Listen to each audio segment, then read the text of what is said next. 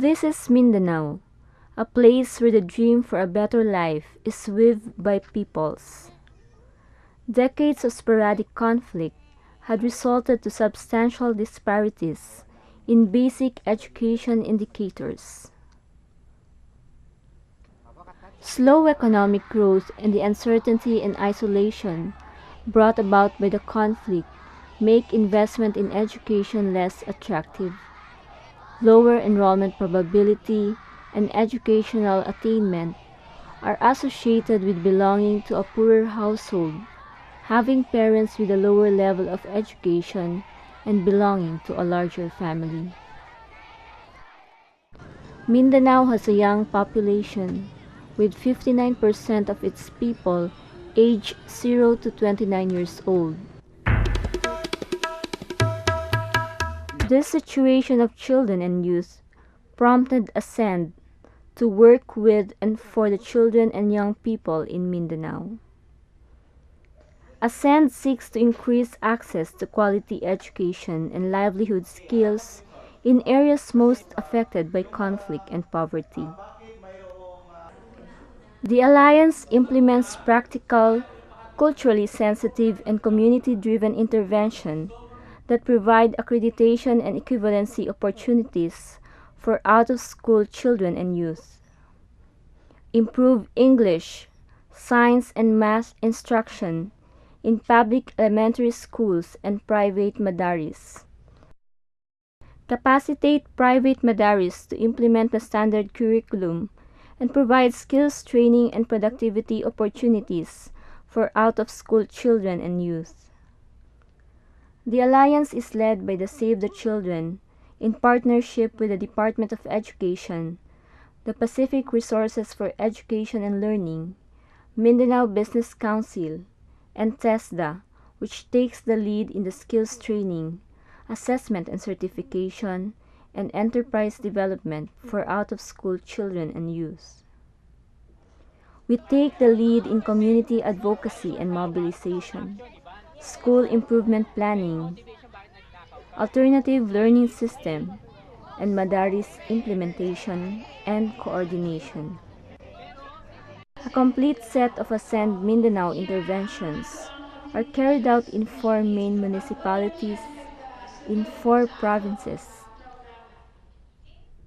Midsayap in North Cotabato, Dinas in Zamboanga del Sur, Datu Piang, Maguindanao, and Talipao, Sulu.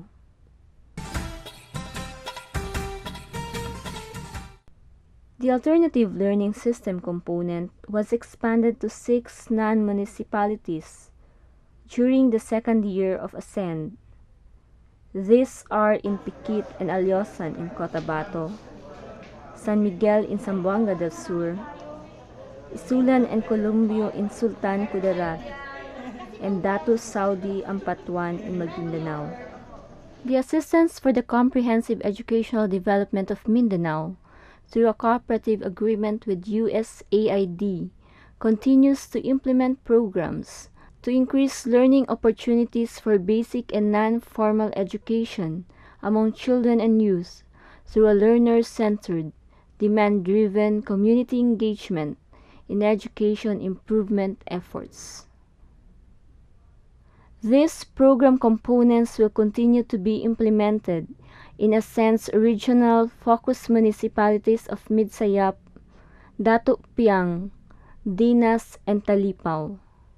In addition, ASEND will also work with 3 new impact municipalities selected through a consultative selection process.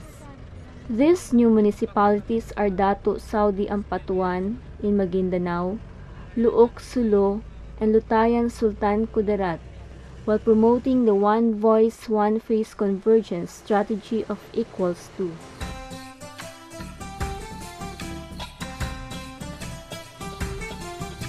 We work with the community to increase learning opportunities for children and youth through community support for education, to municipal and barangay processes. Using the appreciative community mobilization approach, consultations and meetings were held with the different education stakeholders in the impact districts and municipalities. 1. With the policy and decision makers, represented by the executive and legislative authorities, members of the local school board, municipal planning and development office, and the Department of Education. The other part is with ASEAN champions, represented by persons or groups who had direct experiences in the implementation of the project or had benefited from previous interventions.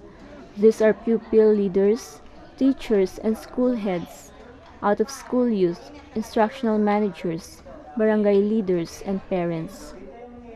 Foremost in the discussion with the policy and decision makers is the continuing involvement in and support of the municipal government to education programs, and the necessity for an institutionalized mechanism that will sustain local education improvement, such as the Municipal Education and Skills Plan.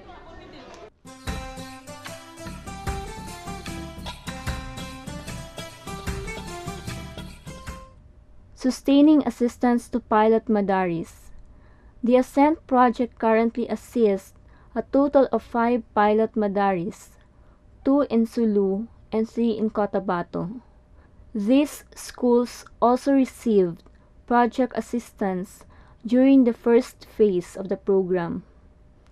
The project facilitated a dialogue among the Department of Education, local government unit, madaris operators and asatids in Talipao, Sulu on program recognition and sustainability.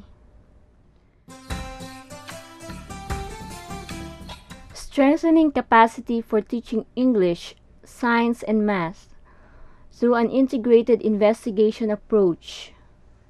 Curriculum mapping, including the consolidated lesson plan assessment and consultation, was conducted to ensure the responsiveness of the program to the realities on the ground. The regular mapping activity was meant to explore areas of logical coordination and complementation. It also intends to explore convergence of classroom strategies using equals multimedia modes in an aim for a more holistic approach in dealing with curriculum design.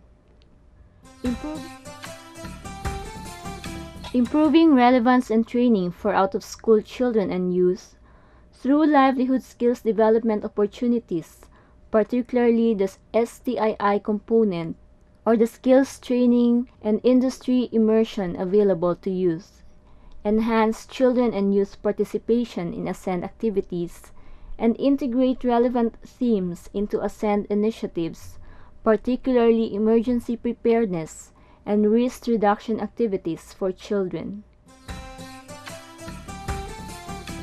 Together with the community, we create lasting and positive changes in the lives of children.